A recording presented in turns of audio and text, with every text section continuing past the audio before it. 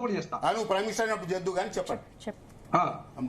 ఇప్పుడు రిజర్వేషన్లు అన్నది ముఖ్యంగా దళితులకు వచ్చిన రిజర్వేషన్ అన్నది అంటరానితనం కేంద్రంగా వచ్చినటువంటి రిజర్వేషన్లు.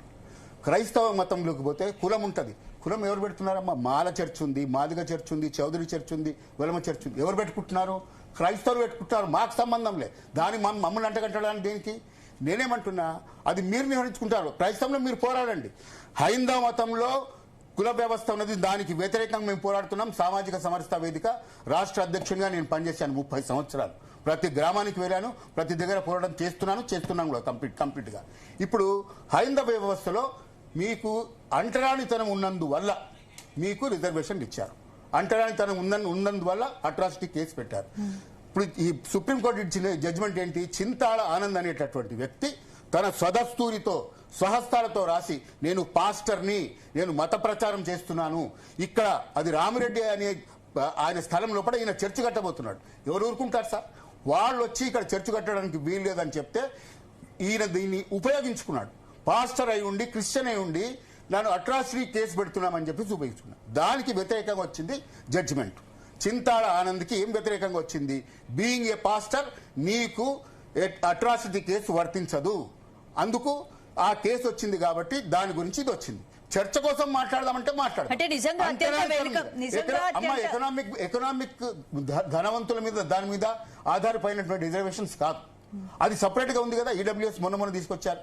ఇది social reservation, it is not economical reservation. Creamy layer గురించి మాట్లాడదామంటే కూడా మాట్లాడదాం. అంటే నిజంగా అత్యంత వెనుకబడిన వారికే ప్రయోజనం చేకూరుతుందా లేదా కొంతమంది మాత్రమే రిపీటెడ్ గా లాభం? దళిత్ ఇప్పుడు రిజర్వేషన్స్ అన్నది మీరు కనుక గమనిస్తే, ముఖ్యంగా ఎస్సీ రిజర్వేషన్స్ అన్నది ఎంత దారుణంగా దురుపయోగం అవుతుందంటే, according to the government census also the least reservation is being implemented. మీరు కనుక మీరు పేర్లు చెప్తారు, మీరు ఎమ్మెల్యే తీసుకుందాం, అందరూ క్రైస్తవులే. మీకు బాబు మోహన్ క్రిస్టియన్, తాటికొండి రాజయ్య క్రిస్టియన్, కానీ ఎట్లా చలామణి అవుతున్నారు? హిందూగా చలామణి అవుతున్నారు. అవునా కాదా చూద్దాం. మీరు అందరూ ఉద్యోగస్తులు చాలా మంది ఐఏఎస్ ఆఫీసర్లు, ఐపీఎస్ ఆఫీసర్లు, ఇంకా చాలా దీనికి నేపథ్యం చాలా ఉంది. తెలంగాణలో ఉర్దూ మీడియం ఉండేదమ్మా. ఇక్కడ తెలంగాణలో ఉర్దూ మీడియం, ఆంధ్రాలో ఇంగ్లీష్ మీడియం. కానీ రెండుని కంబైన్ చేసిన తర్వాత ఇక్కడ ఎంట్రన్స్ టెస్ట్లన్నీ కూడా ఇంగ్లీష్లో చేయడం జరిగింది. ఇంగ్లీష్లో చేసిన తర్వాత అప్పుడు ప్రాంత విభేదాలు లేవు కాబట్టి చాలా మంది దళితుల్లో ఉన్నటువంటి వాళ్ళు ఎవరైతే ఇంగ్లీష్ నేర్చుకున్నారు, ఇక్కడ ఉన్న వాళ్ళందరూ, మా నాన్నగారు కూడా ఉర్దూ మీడియం చదివినారు, కానీ దేవుడి దయ వల్ల ఆయనకు వచ్చింది ఉద్యోగం. చాలా మందికి ఇంగ్లీష్ చదువుకోవడం వల్ల దళిత క్రైస్తవులకు ఉద్యోగాలు వచ్చాయి.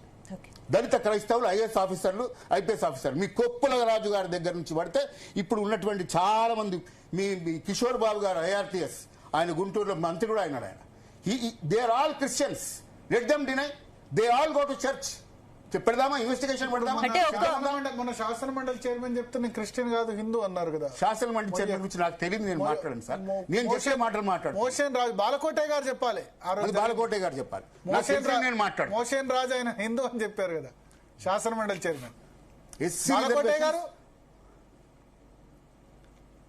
మ్యూట్ తీసేసి మాట్లాడు. మీకు ఒక ముఖ్యమైన మాట చెప్పాలండి. క్రిస్టియన్ మతంలో చేరిన, అమెరికా పోయినా, కువైట్ పోయినా, భారతదేశం ఉన్న ప్రతి వ్యక్తి కూడా కులం అయితే పోదండి. కులం వెంటబడుతూనే ఉంటుంది. మతం అనేది విశ్వాసానికి సంబంధించిన అంశం, కులం అనేది పుట్టుకు సంబంధించిన అంశం. పదే చెప్తుంది ఏంటంటే, ఈ రోజున అంటే సమాజంలో వస్తున్న సవాళ్ళకి అనుగుణంగా న్యాయస్థానాలు కానీ లేదంటే ఈ ప్రశ్నలు కానీ చాలా ఉత్పన్నం అవుతున్నాయి. ఆ నేపథ్యంలోనే ఈ తీర్పులు వస్తున్నాయి. మనం అరుస్తున్నాం తప్ప లేదా తీర్పులు ఒకే విధంగా ఉన్నాయి. లాస్ట్ 30 years గా తీర్పులు సేమ్, దానిలో డిఫరెన్స్ ఏం లేదు. ఎన్ని బెంచ్లు అయినా, ఇప్పుడు నేను మందకుష్టమాదిగా ఒక బెంచ్ అన్నాడు, కానీ చాలా బెంచ్లు ఇటువంటి తీర్పులు ఇచ్చేది, చాలా ఇచ్చేటువంటి జడ్జిమెంట్స్. విచిత్రం ఏంటంటే సార్, వర్గీకరణ కోసం సుప్రీంకోర్టు జడ్జిమెంట్ ఇస్తేనేమో అద్భుతం, కానీ అట్లాగే అదే సుప్రీంకోర్టు జడ్జిమెంట్ దళిత క్రైస్తవులకు రిజర్వేషన్స్ ఇవ్వకూడదంటే అది దురాగతం. రెండో విషయం కూడా చెప్తున్నా. రెండో విషయం ప్రజలు గమనిస్తలేరు. రెండో విషయం, రాజ్యాంగం గురించి ఎవరైనా మాట్లాడితే అంబేద్కర్ రాసిన రాజ్యాంగాన్ని అంటారు. ఈ విషయంలో మాట్లాడితే అంబేద్కర్ రాసిన రాజ్యాంగంలో ఇది ఉంది, గోవధ నిషేధం ఉంది కదా, గోవధ నిషేధం ఉంది. ఇవన్నీ మాట్లాడతారేమో రాజ్యాంగాన్ని 100 సార్లు సవరించలేదా, ఇప్పుడు సవరించొద్దా అని అంటారు. అంటే కన్వీనియంట్ గా మాట్లాడుతున్నారు తప్ప they are all opportunists. I am going on record. Most of the people, let me salute the real Christians on this forum. I salute the real Christians, I salute the real BCC తీసుకున్న certificate Christians అందరినీ నేను salute చేస్తున్నా. కానీ ఎవరెవరైతే SC reservation దురుపయోగిస్తున్నారో వాళ్ళందరినీ వెంటాడతాం. వాళ్ళందరూ తప్పకుండా reservation వదుకోవాల్సిందే. Reservation అనేది ఇంప్లిమెంటేషన్ జరగడం లేదు. 90% రిజర్వేషన్ దళిత క్రైస్తవులకు పోతుంది. అది కాకుండా దాన్ని ఇంకా లీగల్ గా చేద్దామని అంటున్నాం. దుర్మార్గం. 100 కోట్లు పెట్టడం కూడా గెలవాలా? 100 కోట్లు పెట్టి రిజర్వేషన్లు వస్తాను కదా, 1000 కోట్లు ఉన్న కూడా వస్తాను కదా. అది కాదండి.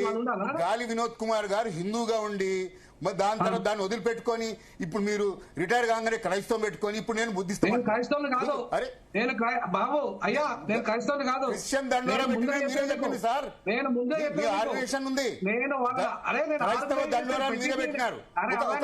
ఒక బౌద్ధ మతస్థుడు క్రైస్తవ దండోరా ఎట్లా పెడతారు? ఏ రకంగా బౌద్ధులు ఒప్పుకుంటారా? ఇన్ని రంగులు ఎట్లా మారుస్తారు సార్? ఆర్గనైజేషన్ పెట్టే హక్కు నీకుంది. ఎట్లా మారుస్తారు? నీకుంది. భారత రాజ్యాంగం ఇచ్చింది. భారత రాజ్యాంగం ఇచ్చింది ఆర్గనైజేషన్ పెట్టుకోమని. నేను అవేర్నెస్ తీసుకోవడానికి ఆది హిందువులుగా ఒకసారి అప్లికేషన్ లో హిందూ అన్నారు, మీరు రిటైర్ కాగానే నేను బుద్ధిస్ట్ లేకపోతే క్రైస్టియన్ అంటారు. ఎక్కడంటారు మీరు? సుప్రీంకోర్టు ఇచ్చిన జడ్జిమెంట్ కేసు పెట్టుకునే అవకాశం ఉంది. మీరు లీగల్ ల్యూమినరీ కదా, మీ మీద కేసు పెట్టే అవకాశం ఉంది, గమనించుకోండి. భారత రాజ్యాంగ నిర్మాణం ఎట్లా ఉందో తెలియడం చేత కాదు, హిస్టరీ తెలియదు. మీరు మాట్లాడతారు మాటలు పురాణాల మీద. హిస్టరీ మీకంటే చాలా బాగా తెలుసు. పురాణాల మీద హిస్టరీ మీకంటే బాగా తెలుసు.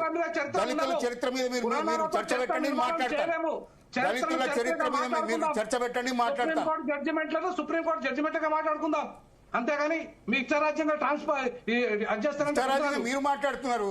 వినోద్ కుమార్ గారు ఒక ప్రశ్నగానే పారిపోతున్నారు, పక్కదారి పడుతున్నారు. మీరు పిన్ పాయింటెడ్ గా మాట్లాడండి. పిన్ పాయింటెడ్ గా మాట్లాడండి. నిర్మాణంలో వచ్చిందా? నిర్మాణంలో వచ్చిందా? రాజ్యాంగం నిర్మాణం తర్వాత వచ్చిందా? అది రాజ్యాంగం ఎప్పుడు వచ్చింది? ఎప్పుడు అమలైంది? జనవరి 26న. వచ్చింది.